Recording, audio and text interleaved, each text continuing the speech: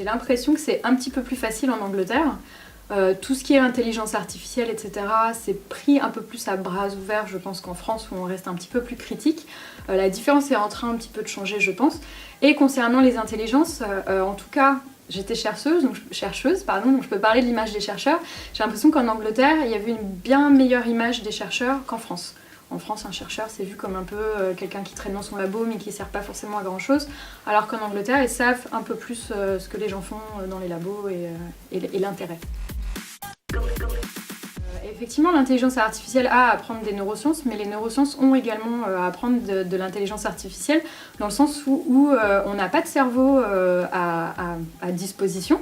Quand on est neuroscientifique, c'est vraiment très très dur, à part des animaux, mais bon, c'est pas exactement la même chose et on n'est pas très fan. Et donc c'est un peu dur de pouvoir décortiquer exactement tous les réseaux, de savoir comment ça se passe, etc. Donc je pense que l'intelligence artificielle peut nous apporter ça.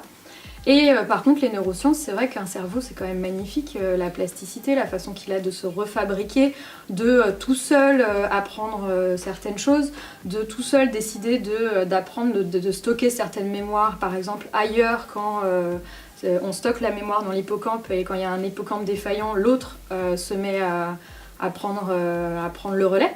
Donc je pense que dans tout ça, dans la façon dont le cerveau se fabrique et gère au quotidien les informations, il y a vraiment à apprendre de l'intelligence artificielle. L'intelligence artificielle à apprendre de la neuroscience. Par contre, c'est vrai que savoir exactement comment ça marche, c'est un petit peu plus compliqué. J'ai plutôt des maîtres à penser, on va dire, donc j'en ai pas un. Mais pas mal il y a eu plusieurs profs de fac en fait qui nous ont bien expliqué que les intelligences, donc on parle aujourd'hui d'intelligence, on ne peut pas en définir une, c'est vraiment une intelligence par rapport à un sujet ou une tâche.